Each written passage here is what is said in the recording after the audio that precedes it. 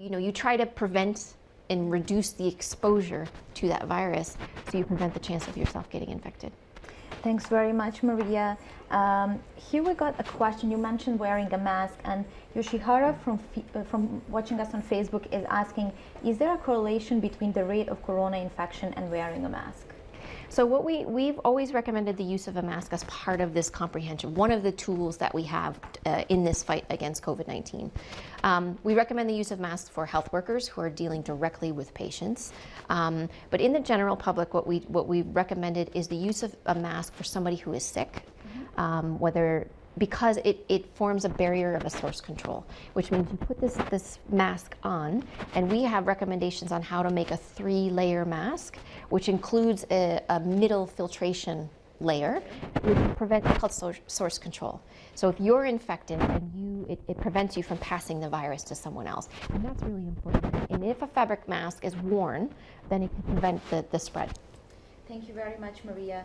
Here we are having a question from Hunter, also watching us on Facebook. How many cases are estimated to be unconfirmed, especially in developing countries? Is this virus having more significant effects in developing countries compared to what we are seeing in developed countries? So that's a good question. I think one of the things that we know is that there are many unrecognized cases. And I think there's a number of reasons why cases are unrecognized. Some of them, it's due to our surveillance activities and where we are able to find cases, how hard we are looking, the systems that are in place, the testing capacity that is there. And some people don't have symptoms, so they may not present in a healthcare facility. What is really important for us to do to try to understand where this virus is to do what we call active case finding, where we test for suspect cases. These are cases that fit a definition that says we think that they may have COVID-19. If we test those individuals and find cases, those cases should be isolated, and then we carry out something called contact tracing, which means we identify the close contacts of the individuals who are identified as a case, and we follow them over 14 days, and we quarantine them, which means we prevent them from coming in contact with other people. And this breaks chains of transmission. But I think all of us know, I think globally, that there is unrecognized cases that are out there, and I think that will vary by country. Thank you, Maria. We've been talking a lot about young people and their role in the response and also in transmission. And some of our viewers were asking if we also refer to younger children. Just to clarify when we say young people and what are their roles in this. Yeah, well, definition of younger people is certainly not me. No, when younger people, because at the beginning of this pandemic, we saw so many older people very, very ill. And there was a perception, and a reasonable perception out there, that this was a disease of older people or people with underlying conditions. And certainly, yes, there were reported cases in younger people, but it wasn't seen or absorbed as being a major part of the pandemic. But we've seen a significant proportion of all cases in this pandemic since the beginning, have been in younger people. But we're also seeing that shift into younger people. Older people have been very careful about protecting themselves and we've all been trying to be careful about exposing older people to the bug. But as younger people are moving back into society, then clearly younger people can act as a mode of transmission. What I mean by younger people are children under 10, teenagers, and young adults. Now, each of those groups is different. They have a different social environment, and they interact with each other in a different way. Younger adults may interact in crowds at parties, at festivals, in bars. Teenagers in the same way may interact at summer camps, interact in schools, interact in different kinds of group activities. And again, younger children are brought together for birthday parties, for different things. So each of those age groups have slightly different factors that may expose them to the virus. There is no question, I think I've said it before, that younger children do not seem to have a very severe course of illness, although some children do get very severely ill, especially those with underlying conditions, and we need to protect them. But we do know that all human beings play a part in transmission. And we think that teenagers and younger adults are equally able to transmit the virus than the adult population or older population, with some evidence that younger children may not participate in transmission as actively as older children and adults, but they do participate in that process. So creating environments in which younger people's activities can be safe, and where it's everybody's job. The authorities need to create the environments in which younger people can engage in safe behaviours, but equally younger people also have to take on board that they have a responsibility. You can choose not to do things. Maria says this all the time. Ask yourself the question: do I really need to be part of that indoor disco or indoor nightclub? Do I really need to be there? And what are the consequences for doing that? A lot of that risk to younger people are part of society. So really the overall risk to younger people is mainly due to the overall risk of the epidemic in a given community, and that's down to the level of community transmission. If transmission at the community level is very, very low, then the risk to everybody is very, very low. If community transmission is high, then everybody's at risk. Maybe at different risks in different situations, but everybody is at risk. So we need to work together to reduce those risks, and younger people have a huge opportunity to drive down transmission in this by their behaviours.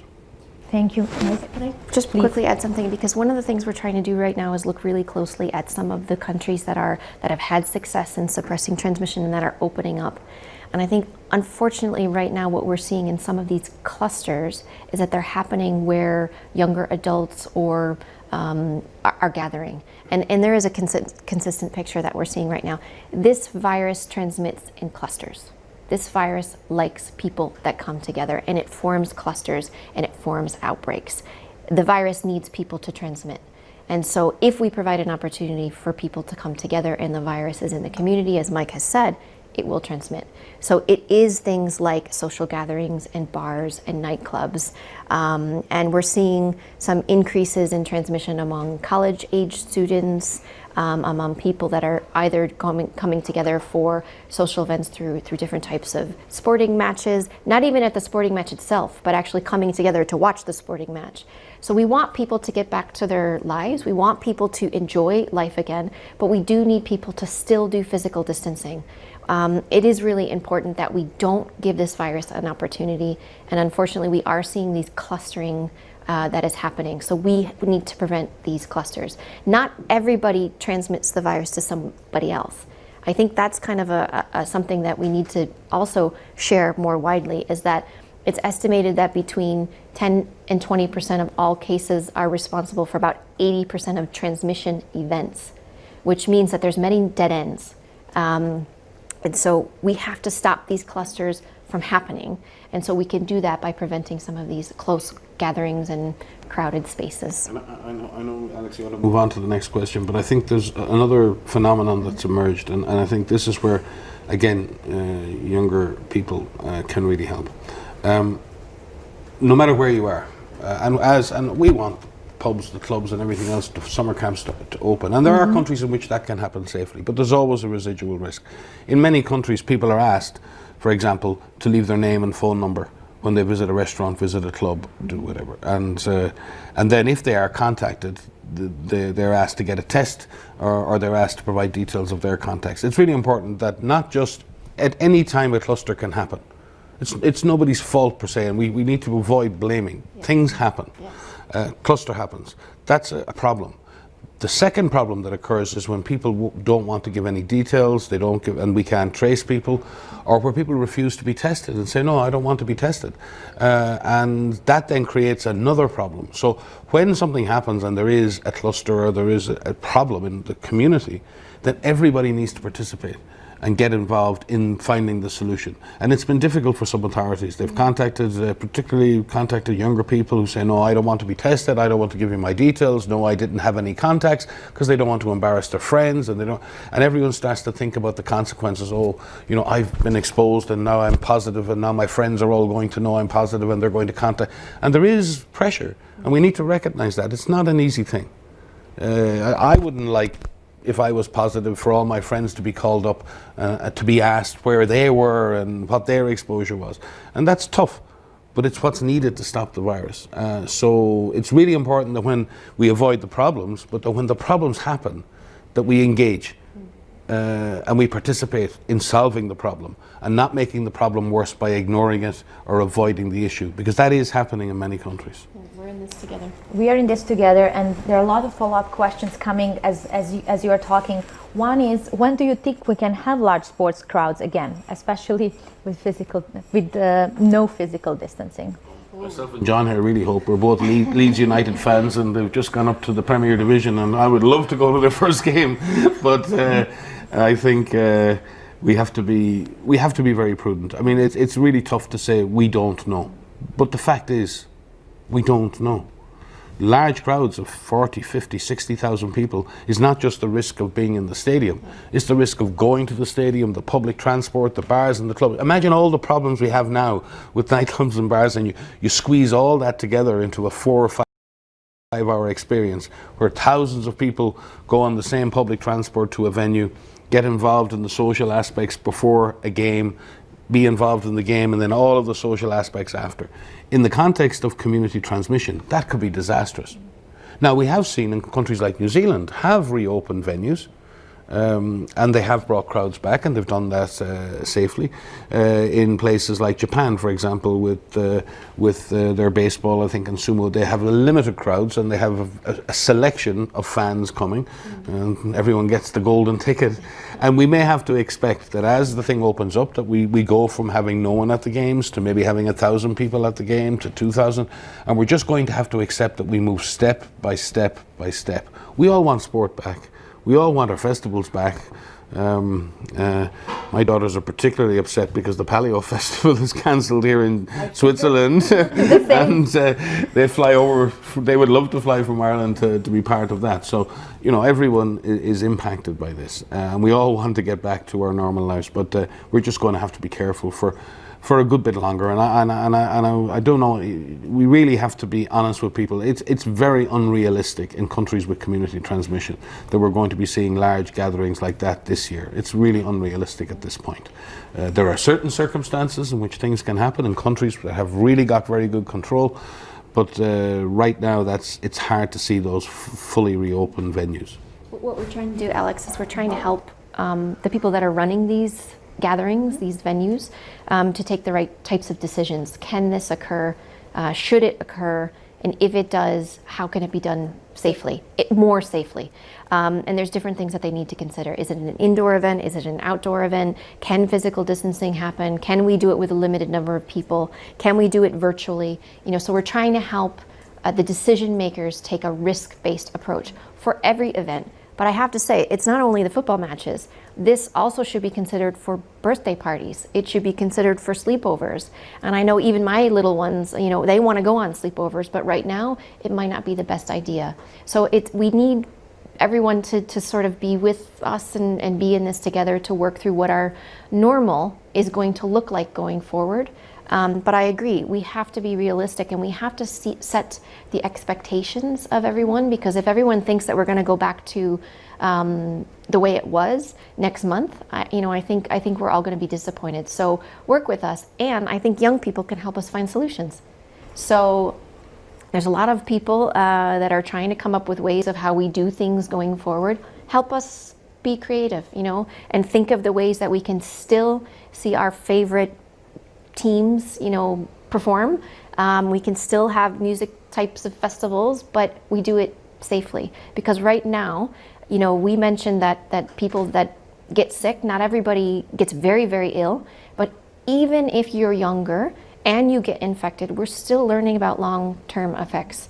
And even people who had mild disease or didn't have disease at all, we're finding that some of them are having some longer term effects. So we just really need to be careful. There's so much that we don't know yet, even though we're all trying to learn as much as we can, as quickly as we can.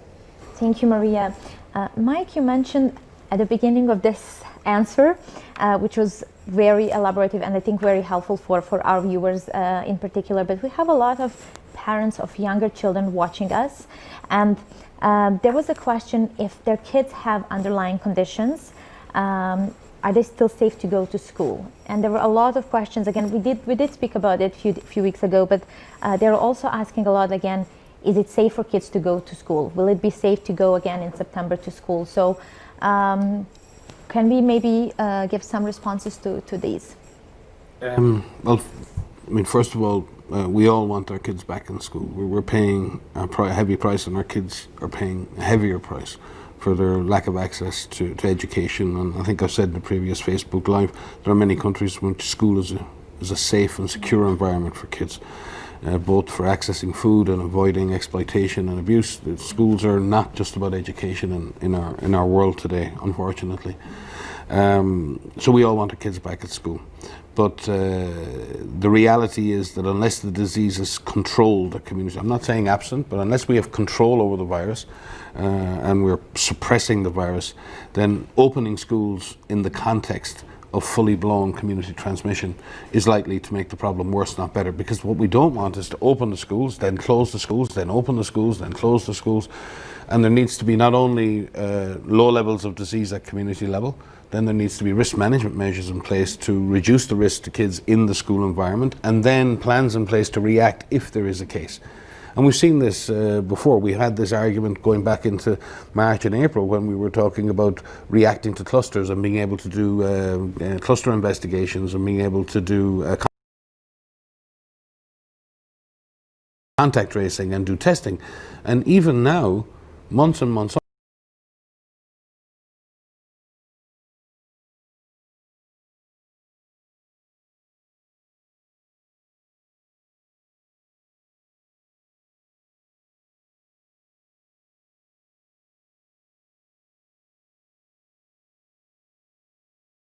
on, some countries are struggling with those basic public health measures. And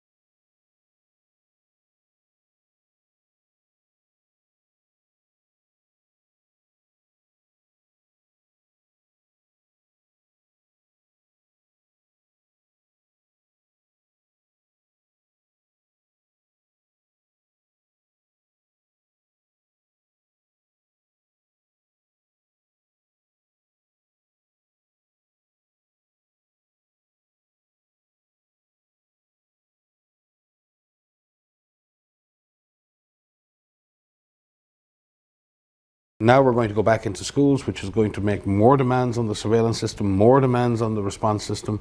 And at some level, we may have to, in some communities, decide, do we want the schools or do we want the bars? Because opening bars and nightclubs and then opening schools and doing it all together may result in unintended consequences. But with regard to specific children, many parents out there have children with underlying conditions, and I know that they worry every day about their kids, because kids are exposed to all kinds of different things in a school environment, and it is tough. And we want to make sure that we integrate all children into the education environment, and we don't want to exclude. And we've spent decades now, many great initiatives around the world that are trying to really educate together, bring kids from all backgrounds with all conditions together as much as possible in a school environment that respects diversity, that brings everybody together and makes the necessary arrangements for those kids who may struggle or may have underlying conditions. So that's positive.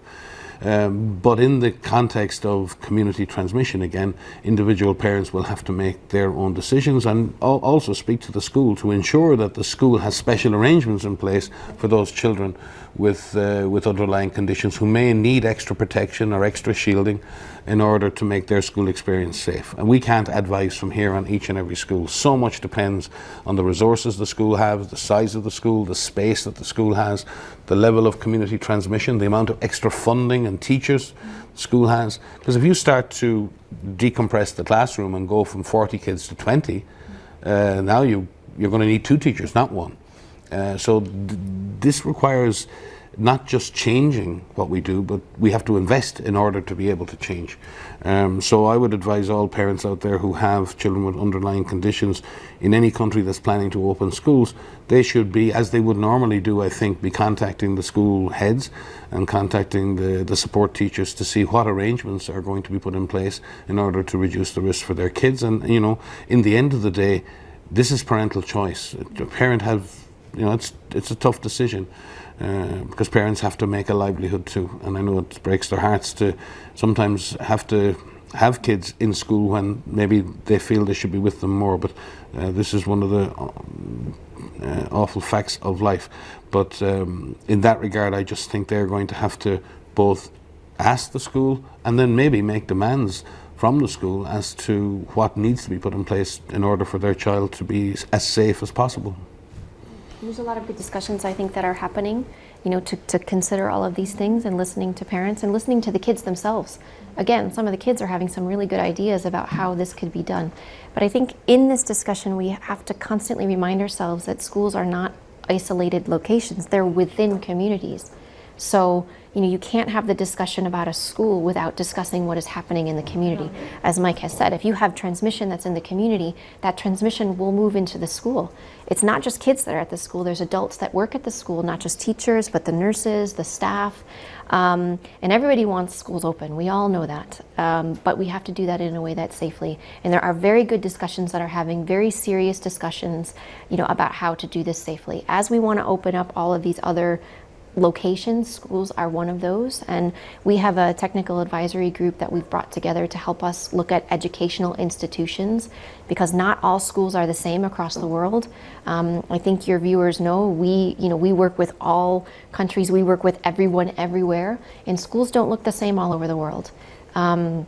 Schools for very young children may be different from secondary school. They're quite different from universities and colleges, and there's indoor, there's outdoor. So we're doing what we can, and as Mike said, we can't give a prescription, you know, about how to do this everywhere. What we can do is lay out the considerations that need to be taken into account in the context of the community while trying to get kids back into school. Yeah, and maybe a quick shout out to our colleagues in UNESCO and Yes. at UNICEF. Yes. Because yes. they've been doing a lot of the heavy lift on this Yes. and supporting schools. So we're there to give technical advice, but those agencies do a tremendous amount of work at Yes. country level to support school systems. Thank you, Mike. We are also receiving a lot of questions around masks. The one is coming from Alexandra from watching us on Facebook. Why health people are required to wear masks if we are saying that masks are for sick people? So there's different ways masks can be used, and masks are a tool in our toolkit. You know, you've probably heard our Director General say, you know, not masks alone, not physical distancing alone, not hand washing alone, do it all. And I think we need to kind of promote this as much as we can. Do it all. Do everything that you can to prevent yourself from getting infected. What we recommend for the general public, so we're not talking about healthcare facilities, but for the general public, to wear a fabric mask. So these are the non-medical or non-surgical masks that you see healthcare workers using.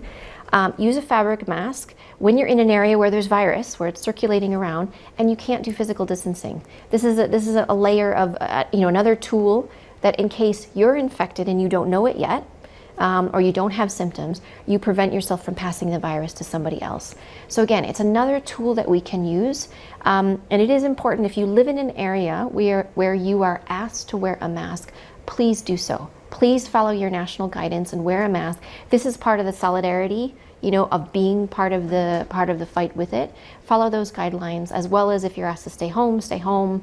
Please do physical distancing. Please clean your hands regularly with soap and water or an alcohol-based rub. Practice what we call respiratory etiquette, which is coughing and sneezing into your elbow, and be informed. So one of the things we may not always say is every day you should be informed about where this virus is, where you live, where you work, where you want to go, and get your information from good sources. But masks are one of the tools that we have. Thank you, Maria. And also, just to clarify, people ask every time, why are we not wearing masks now?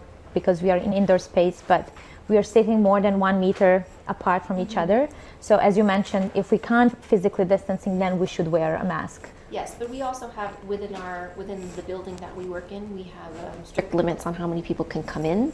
So not everybody is actually back at work here in WHO in our headquarters, and we have good ventilation. We're very lucky to have that here, and we practice physical distancing. So even us, we wash our hands regularly.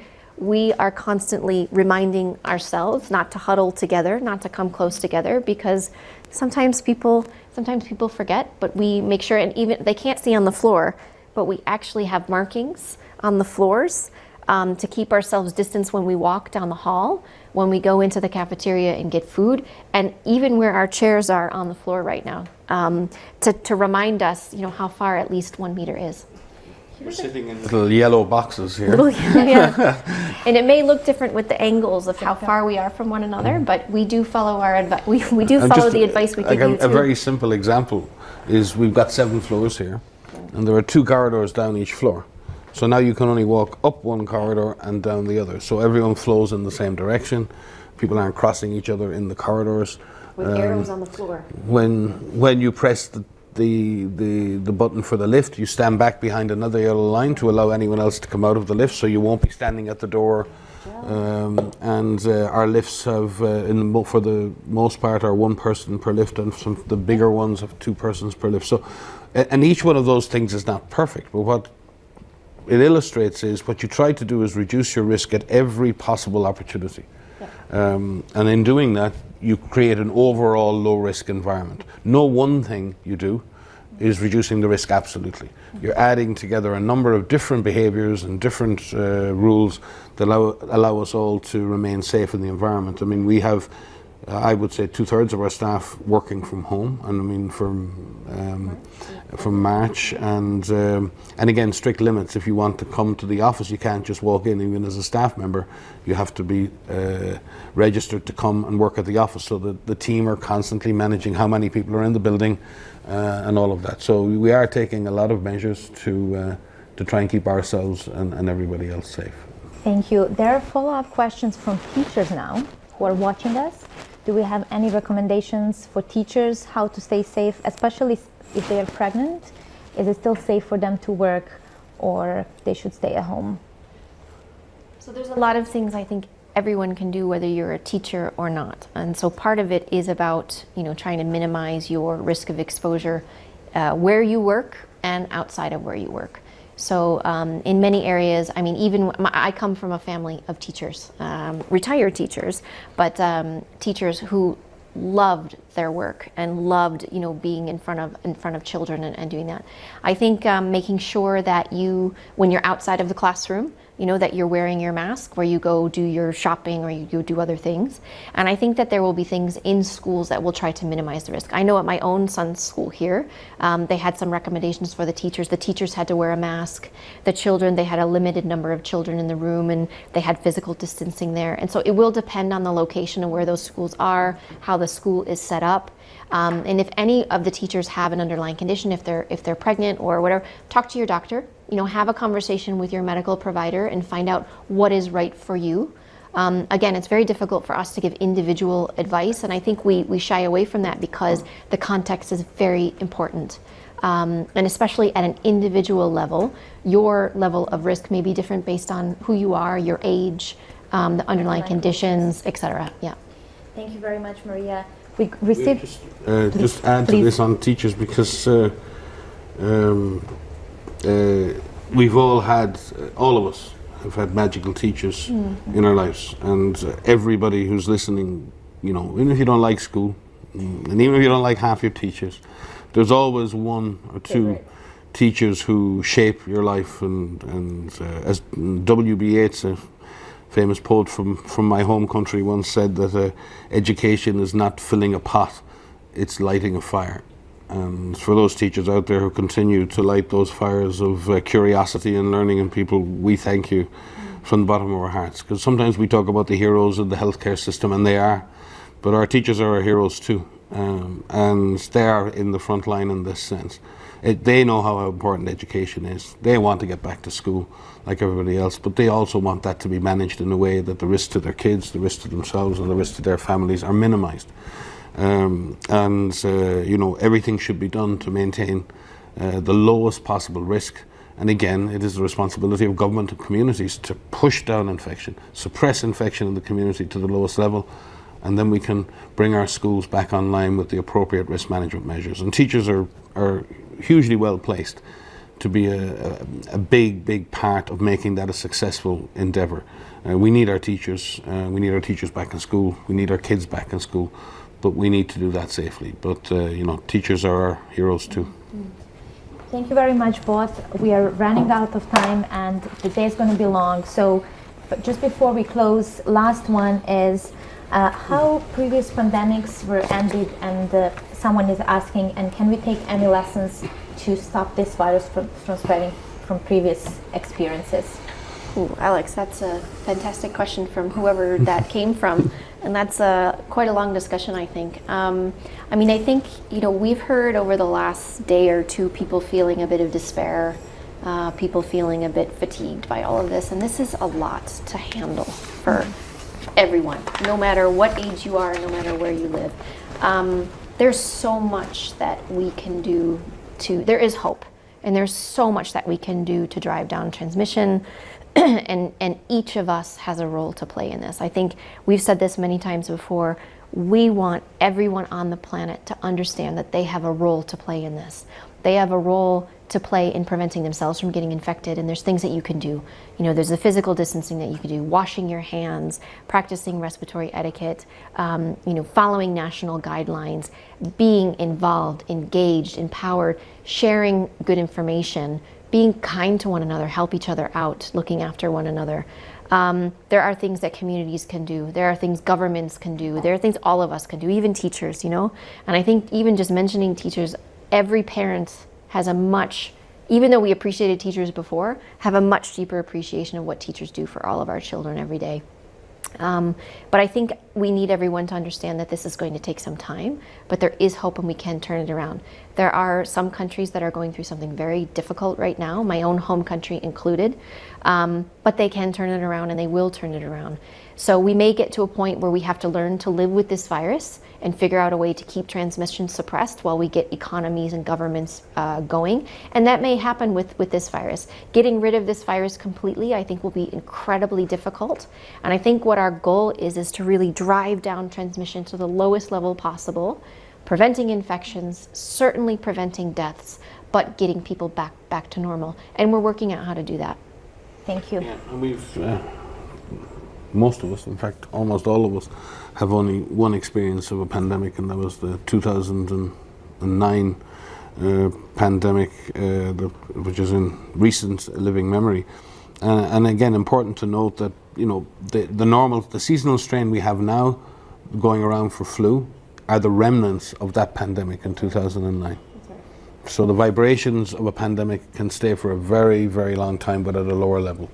And as this COVID-19 or SARS-CoV virus spreads amongst people, it will continue to create infections until it burns out, or until we burn it out. We have two ways of doing that. As Maria said, we suppress the infection. That's tough because it takes a sustained effort, and we see the impact that's having on people and economies and psychology and schools and teachers. There's a big price to pay for being able to do that, but the price of not doing it is heavier.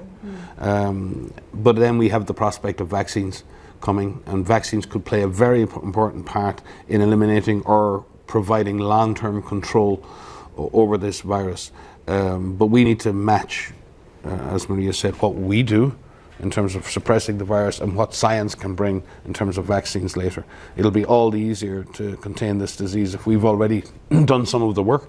And again, when we look at the seroprevalence data, in other words, the number of people in the world who currently have antibodies that show they had a previous infection, it's relatively low. In most cases, under 10%. That's right. And that means that, you know, on a planetary basis, 90% of people on the planet are still susceptible to infection to this virus. So this virus has a long way to burn, and we have a lot of work to do together to suppress it. We're accelerating and working really well and getting some very good results on vaccine development, but there's a lot to do, and we need to bring that to the game. But the history of pandemics is they take time, and they take time to control, and one can never predict when they will end. But certainly bringing a safe and effective vaccine online that we can distribute to everybody in the world would be a huge step forward in that. But in the meantime, we have to use the tools we have. And as Dr. Tedros says, don't do one thing, do it all. Do it all. Thank you very much, both, for your time. Next Wednesday is Youth Day, so we hope that we'll have more youth watching us and asking their questions. Thank you everyone watching us today from UAE, Turkey, USA, very early, Namibia, Luxembourg, Iran, India, Nigeria, Bangladesh, Zambia, Indonesia, Pakistan, Poland, France, Lebanon, Italy, Kenya, South Africa, Belgium, Spain, Morocco, New Zealand, UK, Jordan, and many others. Please do it all as Dr. Mike Ryan, Dr. Maria Van Kerkhove, and our Director General say, and stay safe.